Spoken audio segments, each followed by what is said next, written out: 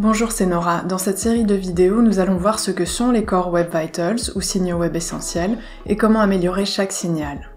Dans cette première vidéo, nous allons définir ce que sont les Core Web Vitals. Le but des signaux web essentiels, c'est d'améliorer l'expérience des utilisateurs sur les sites web en général. Et c'est pour cette raison que Google les a développés. Et pour pousser les propriétaires de sites à y prêter attention, Google s'en sert aussi en partie pour référencer des sites. Je pense qu'il faut bien comprendre que la vitesse d'un site est très importante pour éviter de perdre des visiteurs et des clients, parce que personne n'aime naviguer sur un site lent, mais en ce qui concerne le référencement, ce n'est pas un des premiers éléments que Google va prendre en compte. Donc les Core Web Vitals sont importants, mais ce n'est pas un facteur déterminant pour bien se référencer. Par contre, si deux sites sont égaux en termes de qualité de contenu, de rétroliens et d'optimisation SEO, les signaux web essentiels sont un facteur qui peut les départager et mieux classer le site le plus rapide, ou en tout cas le site qui a les meilleurs signaux web essentiels.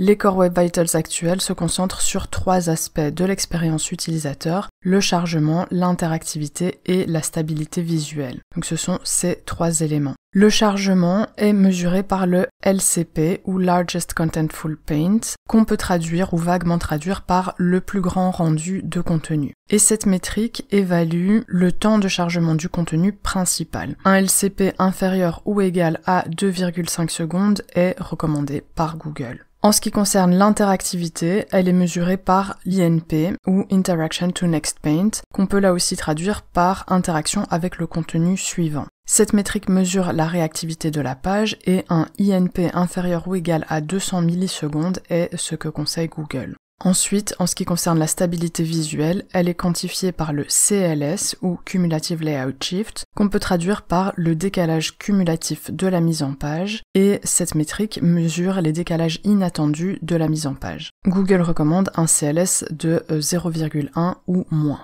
Il n'y a donc que trois signaux web essentiels, le LCP, l'INP et le CLS, mais vous verrez d'autres métriques qui ne sont pas des signaux officiels, entre guillemets, mais qui sont très importants pour améliorer ces signaux officiels.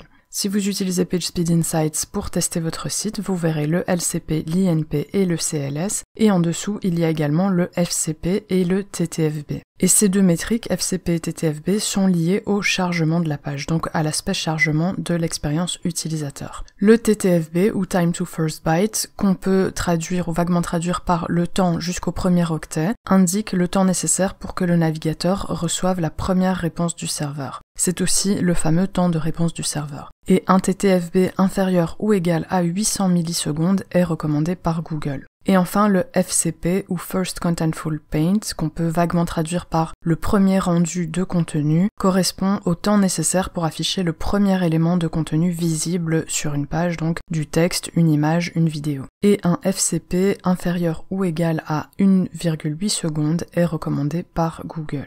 Une autre chose importante à comprendre, c'est que ces métriques reflètent l'expérience réelle des utilisateurs. Donc les données proviennent du rapport d'expérience utilisateur de Chrome, qui collecte des métriques anonymisées sur le temps de chargement réel pour les utilisateurs. Et par conséquent, si votre site est nouveau ou n'a pas suffisamment de visiteurs, vous n'aurez pas de données pour les signaux web essentiels. Par contre, si vous avez suffisamment de visiteurs, vous pouvez consulter vos données dans PageSpeed Insights. Ici, j'ai testé un site qui a suffisamment de visiteurs et les signaux web essentiels s'affichent à la fois pour les appareils mobiles et pour les appareils de bureau. Et vous pouvez également consulter vos données dans la console de recherche de Google, donc le rapport Core Web Vitals de la console de recherche, qui vous permet de surveiller les performances de vos pages. Et notez que si votre site n'est pas encore sur la console de recherche de Google, si vous ne l'avez pas encore inscrit, vous pouvez l'y ajouter et vous ne devrez pas attendre pour voir votre rapport, puisque Google collecte des données sur tous les sites, qu'ils soient inscrits ou non dans la console de recherche. Dans les prochaines vidéos, nous verrons en détail comment améliorer chacun des signaux, donc le LCP, le CLS et l'INP, mais aussi le TTFB et le FCP. J'espère que ce tutoriel vous a été utile et que vous pourrez mieux optimiser votre site. Si c'est le cas, n'hésitez pas à liker cette vidéo et à vous abonner. Vous pouvez me poser vos questions en commentaire et je vous dis à bientôt.